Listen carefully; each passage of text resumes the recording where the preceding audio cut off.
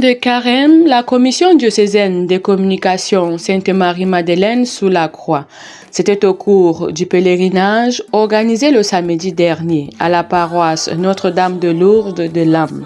Moment d'intense prière, d'adoration pour les communicateurs qui ont participé à cette marche. Notre pèlerinage a été décliné en plusieurs articulations.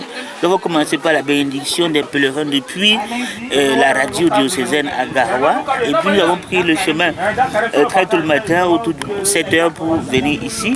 Nous sommes arrivés à 9 h passées. Ici même à l'ancienne paroisse, à l'ancienne chapelle de Lam, là où nous sommes arrêtés et qu'on a fait le chapelet jusqu'à la porte sainte.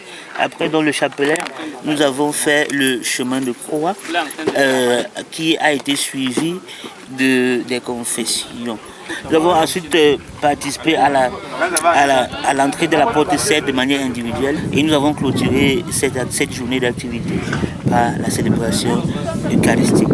Je voudrais rappeler que ce projet de pèlerinage à Lam a été lancé et au cours de sa préparation, nous avons fait face à la perte de notre très cher, à la personne de Frédéric Momsi, à qui nous avons consacré, moi particulièrement, l'essentiel de mes intentions au cours de ce pèlerinage. Je voudrais que le Seigneur, à travers cette présence de la communication diocésaine dans ce lieu saint, pense à Frédéric Momsi, lui pardonne ses péchés et lui accorde la vie éternelle. Ce pèlerinage a permis aux chrétiens de se repentir et d'implorer la grâce de Dieu. Je suis vraiment satisfait, je suis beaucoup encouragé.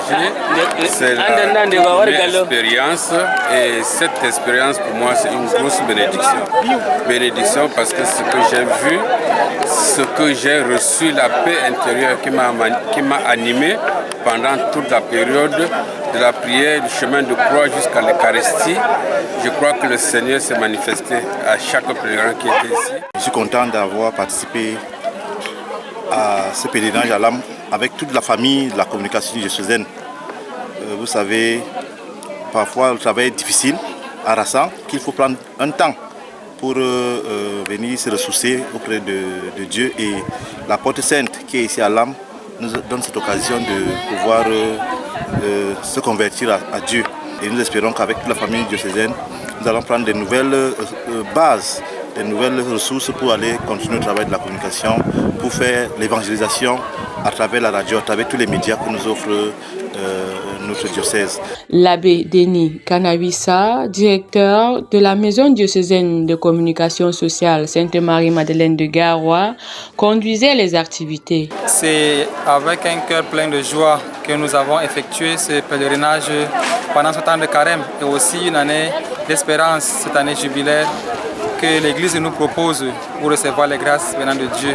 Alors nous avons jugé bon au niveau de la cellule de la communication de la diocèse de Garoua d'organiser ce pèlerinage-là, ce chemin cheminant vers notre union nécessaire qui est le Christ qui nous appelle vers lui. Alors nous sommes très contents de la mobilisation, de la participation vraiment par un nombre important des membres de la maison de la communication sociale de Garoua.